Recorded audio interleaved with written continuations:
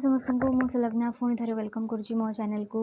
तो आज video start करने पूर्व गोटे छोट रिक्वेस्ट जो मैंने मो चैनल नुआ व्यूअर्स अच्छा मो चैनल को नुआ विजिट कर प्लीज प्लीज प्लीज सब्सक्राइब करूँ। वीडियो भल लगी निश्चिंत कमेंट रे जणातु पर भल भल कंटेंट्स आने को ट्राए करी। शेयर करूँ, लाइक करूँ, प्लीज सपोर्ट। तो आज वीडियो टॉपिक कौन थंबनेल देखिए तो पिला माने बुझी जाइथिबे। हाँ, आज टॉपिक होची बेसिकली फॉर स्टूडेंट्स। एक्चुअली कौन होता है पिला माने जितेबाला एग्जाम्स टाइम रे से माने हाइपर होती।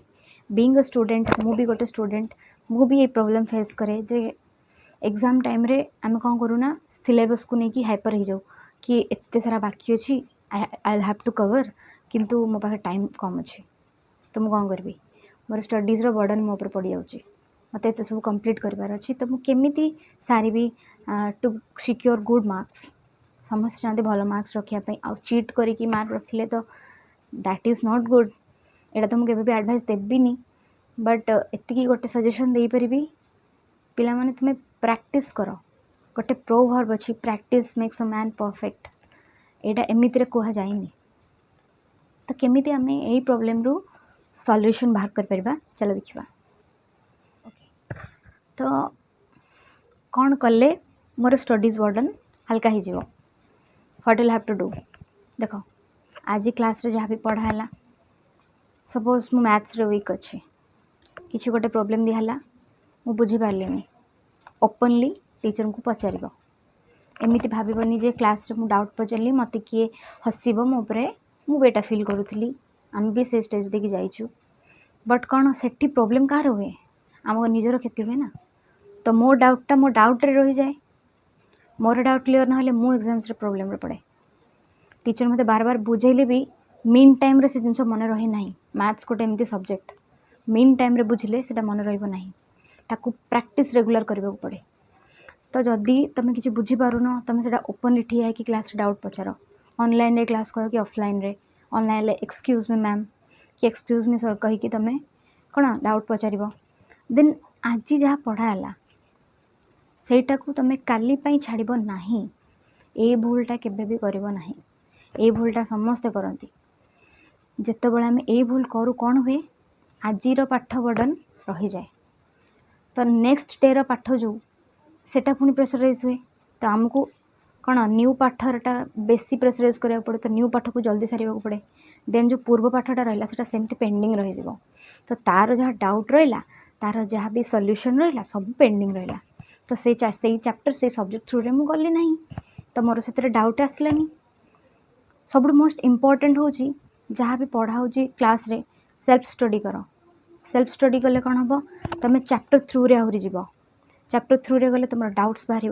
वर्ड मीनिंग रे डाउट बाहर यही जगार पर्टिकुलर डाउट बाहर यही सॉल्यूशन रे डाउट बाहर जिते डाउट पचार से चैप्टर क्लीयर हम। चैप्टर क्लीयर हेले से सब्जेक्ट तुम क्लीयर हम। मैथ्स कौन any subject you can do every subject सबू सब्जेक्ट फंडा यहाँ। आउ गोटे कथा कौन आमर जो सब्जेक्टा भल हो आम से सब्जेक्ट रे जदि सब फोकस करवा मु कहूनी कि से सब्जेक्ट रे फोकस करनी तुम से इंटरेस्ट अच्छी दैट टू से भल हो तुम से पढ़ किंतु जोटा होनी रादर तुम से अधिक टाइम दियो।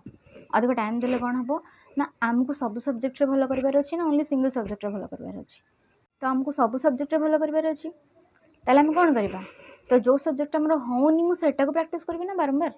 पिला माने कौन करती ना जोड़ा इंटरेस्टिंग लगे से सही सब्जेक्ट रे फोकस करती बाकी जो हार्ड सब्जेक्ट ताको छाड़ी दियंती। तो से मेन सब्जेक्ट जोड़ा बहुत पिला मैथ साइंस रे वीक थांती। मैथ साइंसटा माने एते भी हार्ड सब्जेक्ट नुहे मत भी मैथ्स बहुत कष्ट लगे किंतु मुझे जो प्रैक्टिस करेनी कि मत बहुत इजी लगे एंड मत भल लगे मत फन मैथ रो गोटे टाइटल थाए फन विथ मैथ्स। मैथ को जब तुम फन सहित कर ट्रिक तार थाए आ वन्स बुझीगल वन्स प्रैक्टिस करदेल माने से मैथ और साइंस तुम बेस्ट फ्रेंड हो। गोटे स्टूडेंट कौन बुक्स एंड स्टडीज एमान होजन बेस्ट फ्रेंड।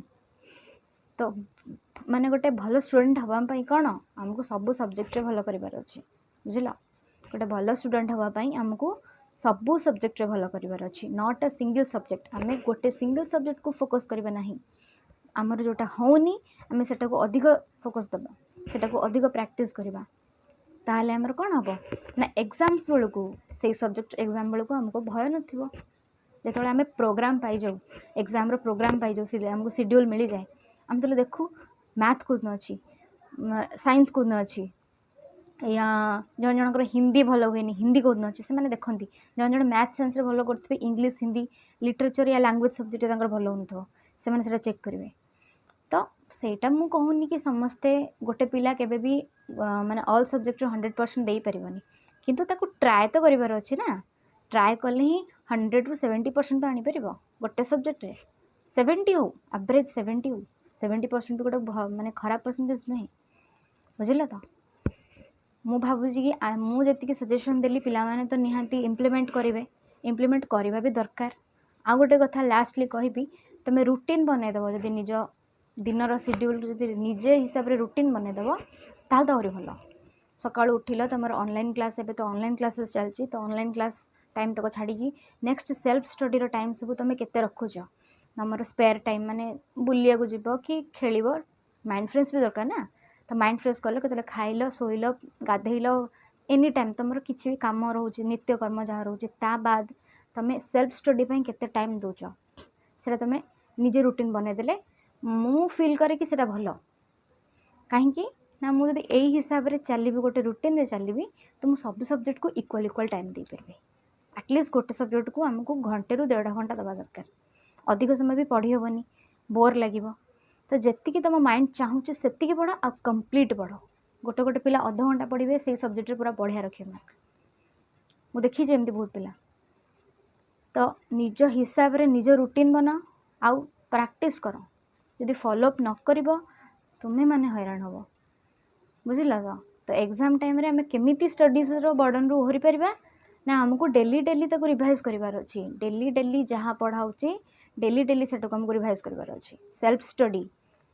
मेन गोटे पॉइंट होची सेल्फ स्टडी न कले केही भी गोटे पिला कौन केही भी कौन आगू जाई परिबे नाही मुझे सेल्फ स्टडी न कली जिते भी इंटेलिजेंट पिला हो क्लास रे पढ़ीदेव से कौन घर आसी पढ़ु नथिबो पिला थांती कहतनी मु घरे पढ़ुनी मुझे क्लास रे पढ़ली मोर सेतिक एनफ हेगला किंतु सेमाने ही अधिक सेल्फ स्टडी करती से कौन आम अधिक मार्क रखुंट अरे आम कौन से डिफरेंट कि कौन 4टा हाथ आमर कौन 6टा आमर कौन 2टा हाथ सॉरी से भी 2टा हाथ आमर भी 2टा हाथ ना तो तांको ब्रेन जहाँ आम ब्रेन भी से ही पारिबो कहीं पारिबोनी रादर तार